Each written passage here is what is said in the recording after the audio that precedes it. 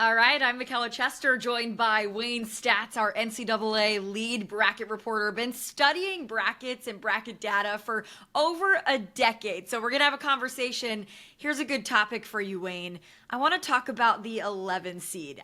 So often with March Madness brackets, the 12 over 5 upsets get so much attention, but maybe 11 is the secret sauce of the tournament. What makes the 11 seed so intriguing? Yeah, you're right. That 12 seed often gets the most headlines. We've seen that recently in 2024, of course. But the 11 seed is kind of like the benchmark in terms of like where the fun happens.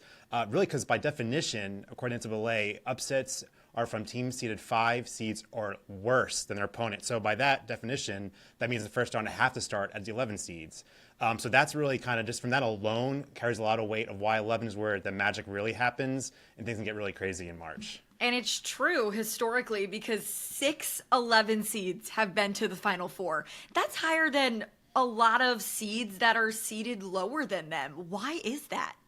Yeah, it's kind of a fun thing. Probably some of the weird oddities. As much as we've had this tournament for a long time, if you play it for hundreds of more years, maybe the numbers switch a little bit. But I think the big thing is kind of how the bracket shakes up. 11 seeds, just the way the bracket is made, they don't have to play a 1 or 2 seed until the Sweet 16. Now, at some point, you're going to have to play someone that's seeded a lot higher than you. That's just the way the bracket usually works out. But the longer you can avoid that, the better chance you have of playing seeds that maybe you're closer to or think you match up better against as you play in March Madness. And just seeing that from, recent history, you don't always have to beat 1s and 2s to get there. But, the longest you can hold off, we can see the benefit of that. NC State last year, made the Final Four as 11 seed. They played Oakland in the second round. Great moment, of course, but Oakland was a 14 seed. And, that makes a big difference when you go on a March Madness run. Now, that's not saying that beating seeds lower than you by the same isn't as big of an accomplishment, but it certainly makes things easier as you go deeper into March.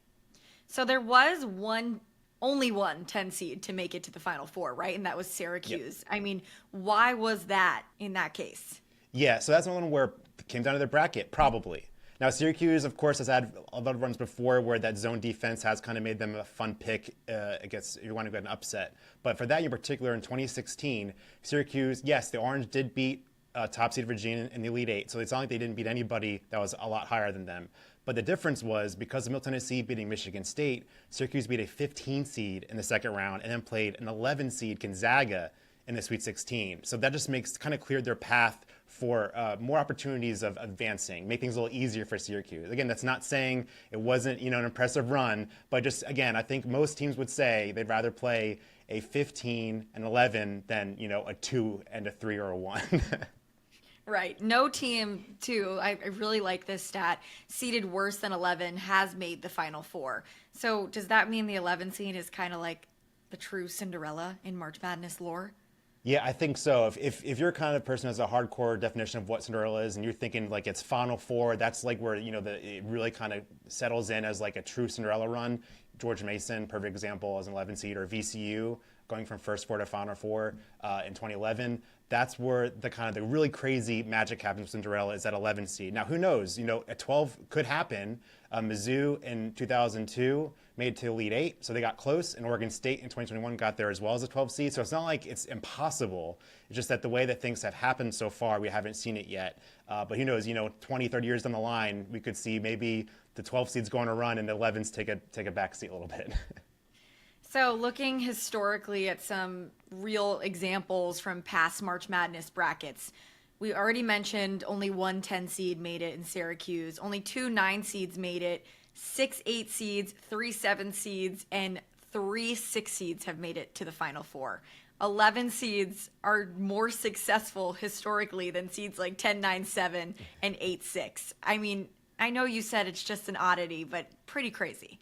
Yeah, I think the big thing to point out here is not saying that 11 seeds always do better than seeds higher than them. It's just that in terms of going on surprising runs by teams you don't expect to see in the Elite Eight and Final Four, especially, have been 11 seeds. 6 seeds still beat 11 seeds more than half the time, well more than half the time. Right. So we're not saying 6 seeds are bad picks, just that if you want to take a flyer and pick maybe a team that you are a fan of or think it's really good and you think they're maybe underseeded at 11, and you think they can go on a run, historically that shows that could be a good pick if you want to have a surprising team in your Final Four. So there you have it. 11 seed, intriguing pick for your brackets this year. Take it from Wayne Staats.